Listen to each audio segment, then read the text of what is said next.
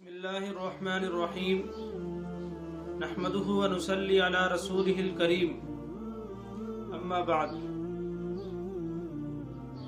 عزیز دوستو، آج میں آپ حضرات کے سامنے واجبات نماز کو بیان کروں گا کہ نماز کے واجبات جن کی تعداد 14 ہیں، اگر ان واجبات میں سے کوئی ایک واجب بھی کسی شخص نے جان بوجھ کر چھوڑ دیا تو اس کی نماز فوراً فاسد ہو جائے گی۔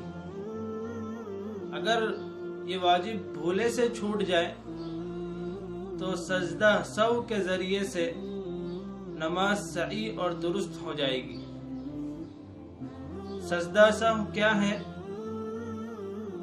اس کا طریقہ یہ ہے کہ آخری التحیات پڑھنے کے لیے جب آدمی بیٹھے اور التحیات مکمل کر لے تو ایک طرف سلام پھیرے اور پھر 2 سجدے کر لے، پھر دوبارہ التحیات، درود شریف اور دعا پڑھ کر سلام پھیر لے تو اس کی نماز درست اور صحیح ہو جاتی ہے۔ واجبات نماز کی تعداد 14 ہے۔ میں آپ کے سامنے ہر ایک کو بیان کرتا ہوں۔ سب سے پہلا واجب کہ فرض نمازوں کی پہلی 2 رکعتوں کو قرات کے لیے مقرر کرنا،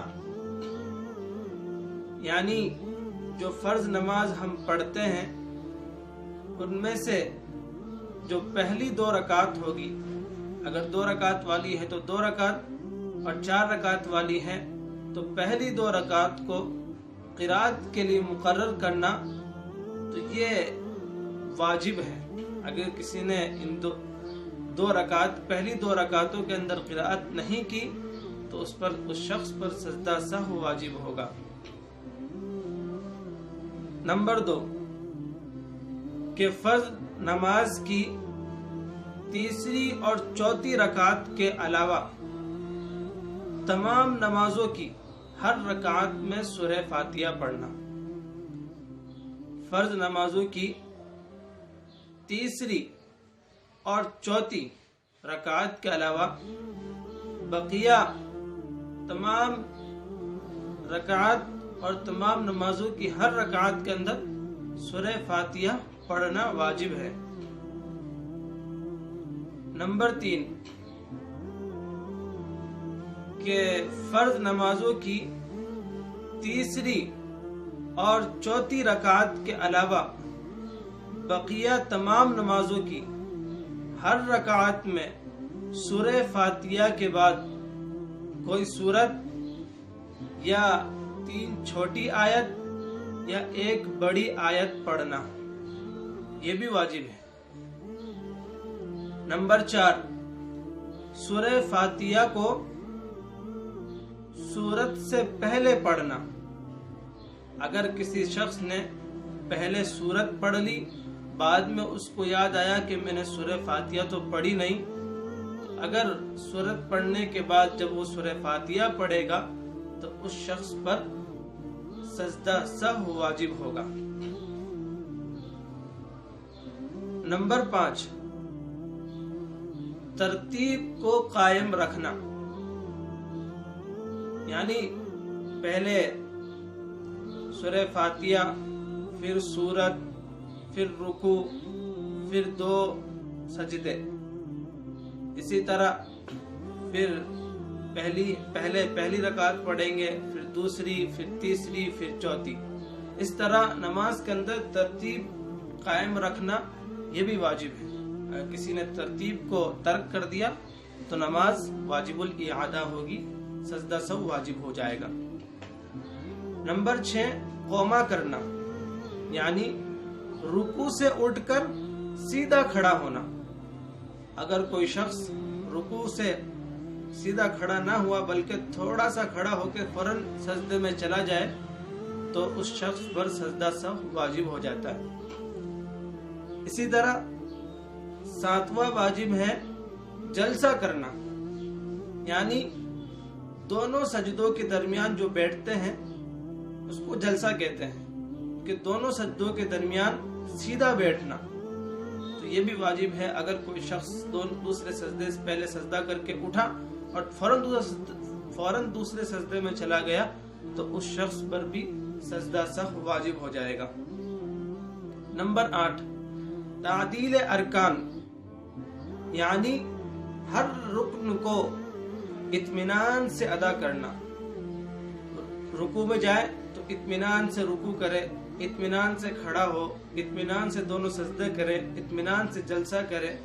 یہ تمام رکن کے اندر اطمینان ضروری ہے۔ نمبر 9، قاعدہ اولا کرنا، یعنی قاعدہ اولا کے اندر تشہد پڑھنے کے بقدر بیٹھنا، اس کو کہتے ہیں قاعدہ اولا کرنا۔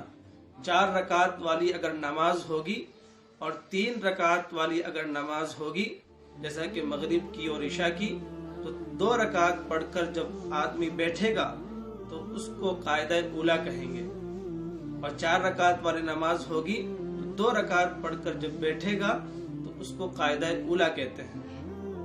اسی طرح 10واں واجب ہے دونوں قاعدوں میں التحیات پڑھنا، یعنی قاعدہ اولا میں بھی 2 رکعت کے بعد جب بیٹھتے ہیں تب بھی، اور 4 رکعت کے بعد یا 3 رکعت کے بعد جب بیٹھتے ہیں تب بھی کہ التحیات پڑھنا یہ بھی واجب ہے۔ نمبر 11 کہ امام کو فجر، مغرب، عشاء کی پہلی 2 رکعتوں میں اور جمعہ، عیدین یعنی دونوں عیدوں کی نماز میں، تراویح، رمضان کے وتر کی تمام رکعتوں میں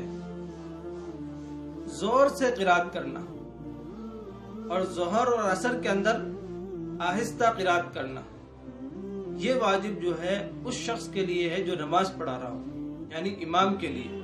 یہ کیا ہے کہ امام کے لیے فجر کی دونوں رکعت کے اندر، مغرب اور عشاء کی پہلی 2 رکعتوں میں، جمعہ، عیدین، تراویح اور رمضان کے وتر کی تمام رکعتوں کے اندر زور سے قرات کرنا، اور ظہر اور عصر وغیرہ کے اندر آہستہ قرات کرنا، یہ بھی واجب ہے۔ اگر کسی شخص نے ظہر کے اندر زور سے قرات کر دی تو اس پر سجدہ سہو واجب ہو جائے گا۔ اسی طرح مغرب اور عشاء کے اندر آہستہ قرات کر دی تو اس شخص پر بھی سجدہ سہو واجب ہو جائے گا۔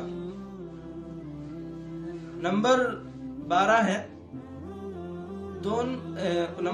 ہے لفظ سلام کے ذریعے سے نماز سے نکلنا، کہ نماز سے جب آدمی نکلے تو السلام علیکم ورحمۃ اللہ، السلام علیکم ورحمۃ اللہ جب کہے گا تو اس کے ذریعے سے اپنی نماز کو پورا کرے۔ لفظ سلام کے ذریعے سے بھی اپنی نماز کو پورا کرنا واجب ہے۔ نمبر 13 دعائے قنوت پڑھنا، اور تکبیر اور دعائے قنوت کے لیے تکبیر کہنا، یعنی دعائے قنوت کے لیے تکبیر کہتی ہے اللہ اکبر، اور پھر جو دعائے قنوت پڑھی جاتی ہے پھر دونوں کہنا واجب ہے، تکبیر بھی کہنا اور دعائے قنوت بھی پڑھنا، یہ دونوں واجب ہے۔ اگر کسی شخص کو دعائے قنوت یاد نہ ہو تو علماء نے یہ لکھا ہے کہ ربنا آتنا فی الدنیا حسنہ وفی الآخرۃ حسنہ وقنا عذاب النار پڑھ لے۔ اگر کسی شخص کو دعائے قنوت یاد نہ ہو اور یہ دعا پڑھ لے اور اس کے ساتھ ساتھ دعائے قنوت بھی یاد کرتا رہے تو اس شخص کے لیے اتنی اجازت ہے۔